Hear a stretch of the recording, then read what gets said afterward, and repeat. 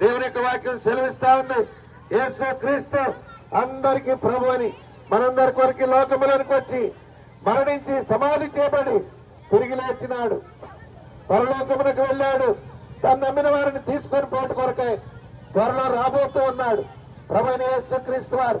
ప్రియమైన వారులారా, ఆయన వచ్చేటప్పుడు కొన్ని సూచనలు భూమి మీద జరుగుతాయని ప్రభు దేవుని యొక్క వాక్యంలో రాస్తూ వచ్చాడు, సెలవిస్తూ వచ్చాడు. అనేక సూచనలు, ఈ భయంకరమైన విపత్తులు, యుద్ధములు, భూకంపాలు, సునామీలు, సుడిగుండాలు వంటి గాలులు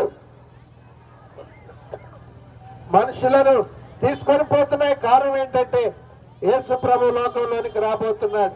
ప్రియమైన వారులారా, తను నమ్మిన వారిని పరలోకానికి తీసుకొని పోవటానికి రాబోతున్నాడు.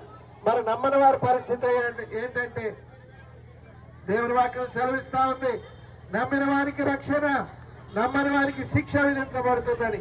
ప్రియులారా, ఆ శిక్ష భయంకరమైనటువంటిది. ఇప్పుడు కాస్తున్న ఈ ఎండకే మనం తట్టుకోలేకపోతున్నాం. అది అగ్నిగుండం, నరకము, యుగ యుగములు అగ్ని గంధకములతో మనుష్యుడు కాలుతూ యాతన పడుతూ అరుస్తూ బొబ్బలు ఇడుస్తూ ఉంటాడు.